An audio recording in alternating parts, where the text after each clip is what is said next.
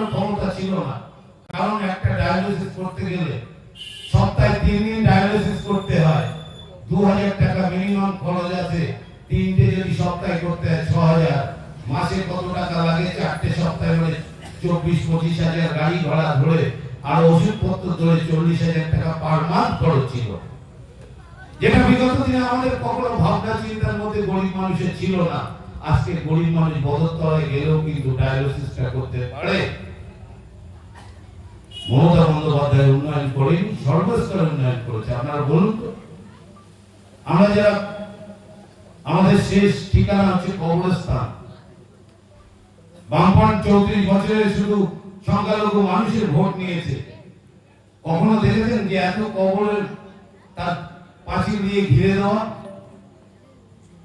বিগত দিনের সিপিএম এর আমলে এই সংখ্যালঘু উন্নয়নের জন্য কত টাকা বাজেট ছিল? আপনারা যারা শিক্ষিত মানুষ শুনে দেখুন, পরিসংখ্যান দেখুন।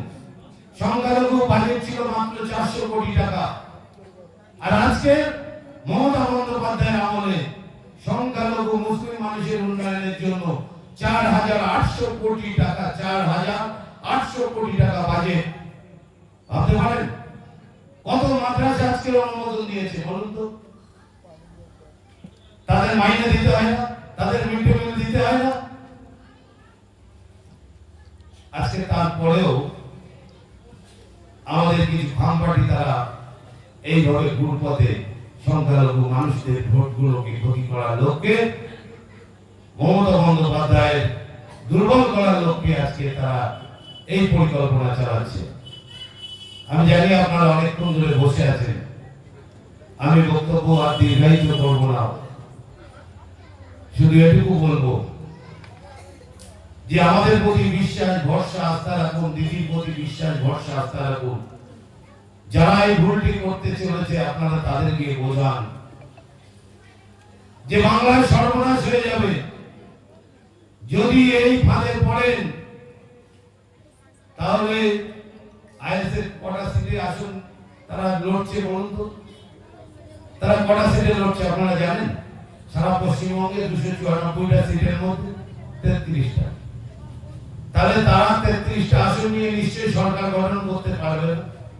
33টা তো জিতবেই না, সেটা পরে ওদের নেতাও জিতবে কিনা ঠিক নেই, সেও লড়াইতে আছে, সে জিতবে কিনা এখন ভাবছে। কিন্তু এই 33টা সিট নিয়ে তারা কি সরকার গঠন করতে পারবে? তাহলে করবে কারা?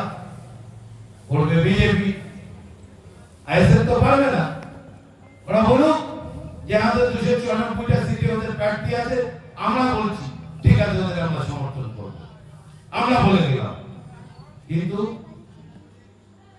এই যে ভোটটা কেটে দেবে, এক এসআইআর একটা ভোট কাটলো, আবার এদের দ্বারা যে ভোটটা কাটবে সেই ভোটটা কিন্তু সুবিধা হবে বিজেপি, এটা আপনাদের মাথায় রাখতে হবে।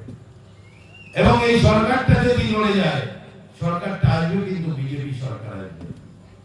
সেটা যদি আপনারা মনে করেন যে সেটা ভালো হবে, তাহলে ভালো হবে।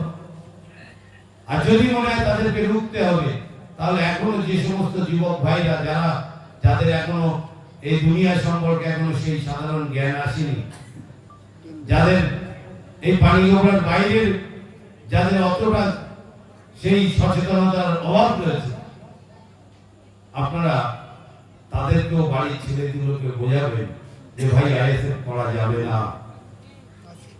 এটা আপনারা বোঝান। আপনারা যারা মুরব্বী লোক আছেন, আপনারা যারা পাড়া প্রতিবেশী বয়স্ক মানুষ আছেন, আপনারা শুধু চুপ করে বসে থাকলে হবে না।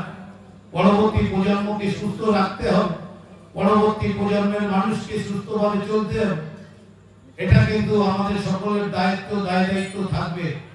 আমরা শুধু বলবো যে আমরা কয়েকজন মিলে ঘুরবে আর বাকি লোক বাড়ি ঘুমাবে, এটা হয় না।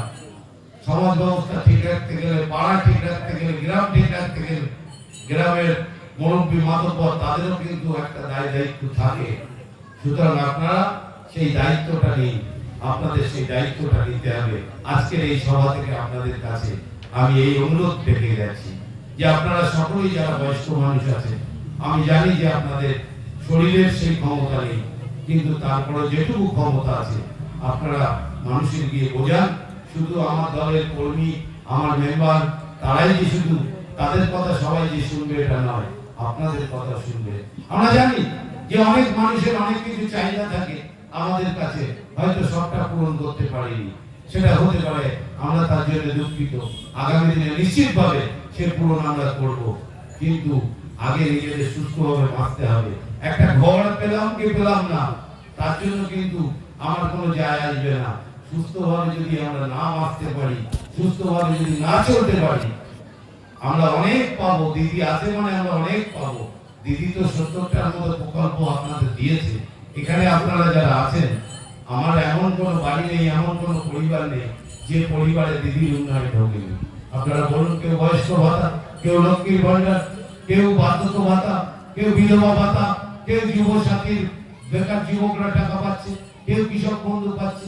তাহলে এমন কোনো বাড়ি নেই, এমন কোনো পরিবার নেই যে পরিবারে দিদির দেওয়া উন্নয়ন নেই।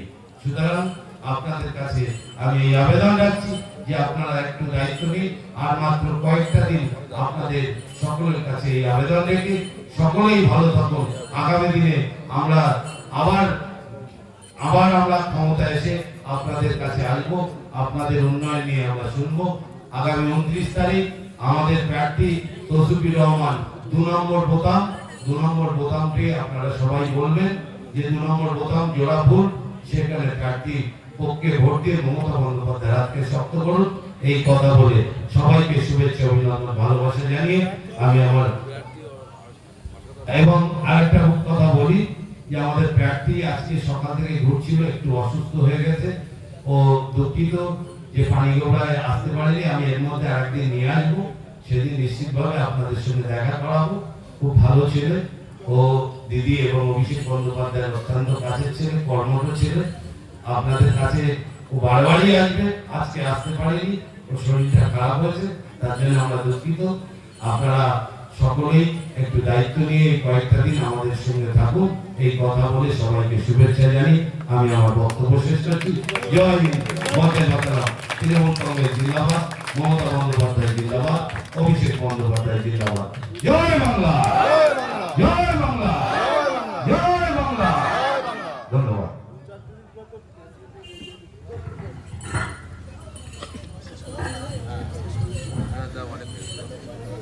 ধন্যবাদ জানাই আমাদের ব্লক সভাপতি মাননীয় মীর ঘোষ মহাশয়কে। তিনি তার মূল্যবান বক্তব্য এবং সুন্দরভাবে আমাদের দীর্ঘক্ষণ সময় রেখে তিনি বুঝিয়ে দিয়েছেন। আর একটু মেম্বারদের পক্ষ থেকে একটু টিফিনের ব্যবস্থা আছে, তো আপনারা টিফিনটা একটু খেয়ে যাবেন। তো যাই হোক, আজকের সভা আমরা এখানে শেষ করলাম।